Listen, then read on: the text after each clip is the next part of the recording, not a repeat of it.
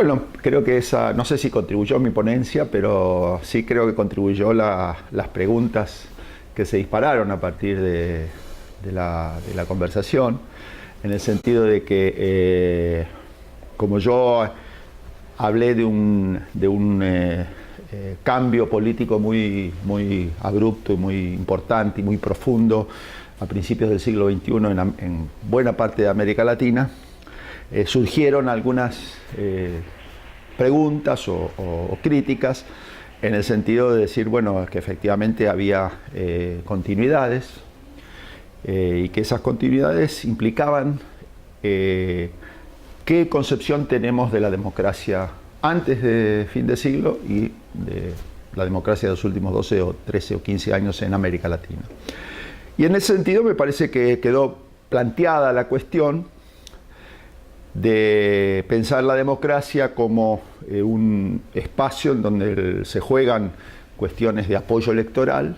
pero también se juegan otras cuestiones que hacen a qué dimensiones o qué dilemas de la sociedad la política es capaz de poner en juego, y sobre todo la política democrática.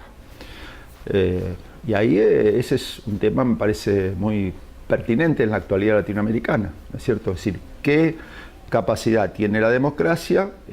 dentro de la observación de sus reglas y el respeto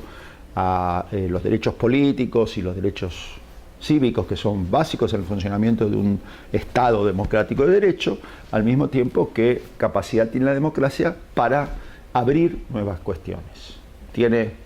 más capacidades que los estados autoritarios, tiene más capacidades que los regímenes políticos bastante híbridos que tuvimos en el pasado en América Latina. Bueno, eso es una cuestión que me parece que hay que discutir, sin que yo por lo menos tenga conclusiones muy firmes acerca de si lo es o no lo es, pero sí planteárselo como tema.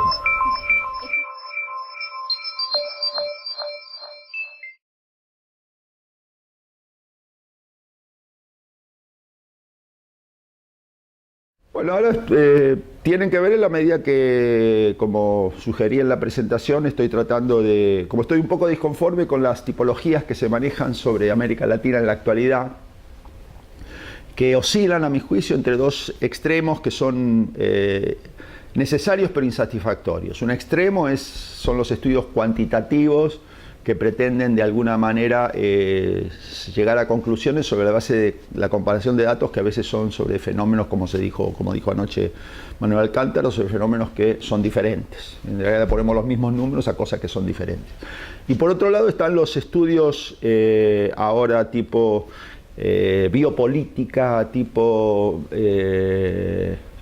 postmodernismo, que hacen una especie de rastreo muy peculiar y muy individualizado en casos, con muy poca capacidad de comparación. Bueno, y creo que en el medio hay que pensar en cómo comparamos los países de América Latina, sobre la base de qué. Y eso estoy tratando de en parte reflexionar y en parte investigar. Y eso implica, sí, un prejuicio que yo tengo acerca de la investigación, que la investigación de alguna manera exige cierta vivencia de las sociedades que uno investiga, sobre todo si está investigando política contemporánea, ¿no? Porque uno puede investigar sobre historia romana y obviamente no va a vivir en la Roma del siglo II, pero para investigar sobre política contemporánea me parece que es importante tratar de tener una vivencia de las sociedades de América Latina sobre las cuales yo pienso que se pueden decir algunas cosas, ¿no?